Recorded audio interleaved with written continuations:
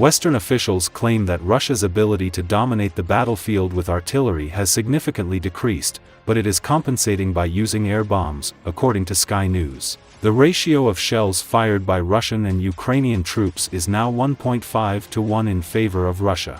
For comparison, at the beginning of Russia's full-scale invasion of Ukraine, this figure was at least 5 to 1 or even higher. Among the reasons for the reduction of Russia's significant artillery advantage are the following. 1. Production restrictions in Russia, as its defense industry faces difficulties in manufacturing new ammunition due to sanctions. 2. Logistical difficulties arising from problems with the transportation of ammunition by rail to the front line. 3. Ukrainian drone strikes that have successfully and purposefully attacked Russian ammunition depots, including those on Russian territory, as well as North Korean stockpile storage sites. 4. Western assistance to Ukraine has increased and accelerated, helping to strengthen the arsenal of the Ukrainian Armed Forces. However, Russia has increased its use of guided aerial bombs, which have a devastating effect, according to Western officials. There has been a massive increase in Russian glide bomb use on the front line to devastating effect, one official said. Ammunition shortages have plagued Ukraine over the course of Russia's full-scale invasion. The EU failed to deliver on its promise to produce 1 million artillery shells between March 2023 and 2024, while political disputes in Washington led to a severe delay in a $61 billion aid package.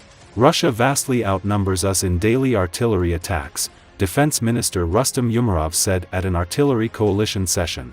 At different areas of the front and stages of hostilities, they fired 5 to 10 times more artillery shells than the Ukrainian forces. Before Ukraine acquired Western-provided NATO Standard 105 and 155mm artillery systems and munitions, the disparity between rounds fired daily by Ukrainian and Russian units in some cases reached a ratio of 50 to 1,500, according to sources in Ukraine's military. Ukraine has now received more than a third of the 500,000 155mm shells expected to be delivered under the Czech Ammunition Initiative by the end of 2024. Even as Ukraine narrows the ammunition gap, Russian forces continue to gain ground in Ukraine's east, seizing territory at heavy personnel costs. Although Russia continues to capture certain positions in Ukraine, these successes come at a cost to the Russian army. November was a record month for Russia in terms of soldier losses.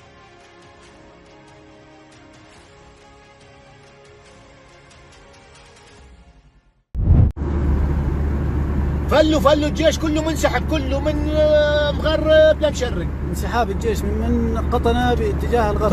كله فل، تل الشعب ما ضل في شيء، كل الجيش تحت صار. تحت ساعة ساعتين ما بيضل حدا، بس مشان ما حدا يقرب على السيارات. انسحاب جماعي.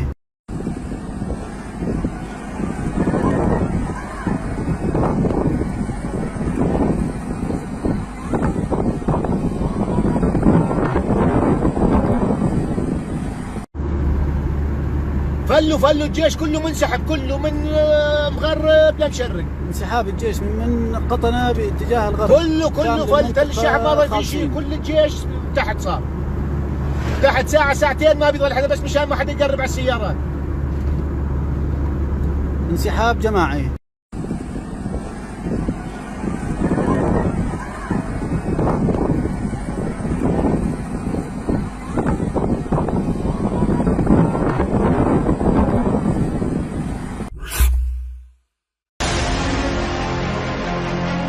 The Kremlin's Z propagandists are unhappy with the protracted war against Ukraine. Against the backdrop of news about the supply of long-range missiles to Ukraine, they are calling on Russian dictator Vladimir Putin to wind down the so-called SVO. The corresponding topic was raised on the air of the propaganda radio station Komsomolskaya Pravda. Z-War correspondent Kirill Fedorov took part in the broadcast and was very alarmed by the news about possible deliveries of American JASSM air missiles to Kyiv. The propagandist was so scared that he began to make claims against the Kremlin for its inability to resolve problems peacefully. Now they have found out that they can strike inside Russia. Discussions are underway, which means it will 100% end with a positive result about the transfer of JASSM missiles for the same F-16s. JASSM is not Storm Shadow. Its range is about 1,000 kilometers, and this can already cover St. Petersburg and the Leningrad region in principle, quite easily. It is 100% impossible to shoot down. Wherever they want to strike, they will strike. A difficult situation.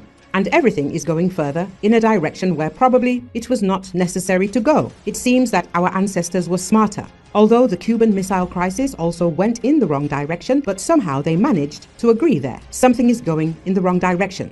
Fedorov said. In response, host Ivan Panikin complained that SVO has been going on for too long. He called on Russians to prepare for the worst and not to place their hopes on the new US President Donald Trump. Oreshnik didn't impress them that much. It's better to prepare for the worst. We always say before some grand deliveries that it won't change anything on the battlefield. We have this habit. Then, when we already observe the development of the situation, we often have slightly different impressions of everything that's happening.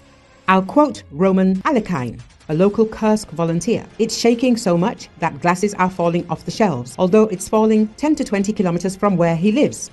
Can you imagine the power of the Western aid that Ukraine is receiving? These are serious missiles, and I personally am very worried about the same Kursk, Bryansk, and Belgorod. The propagandist said,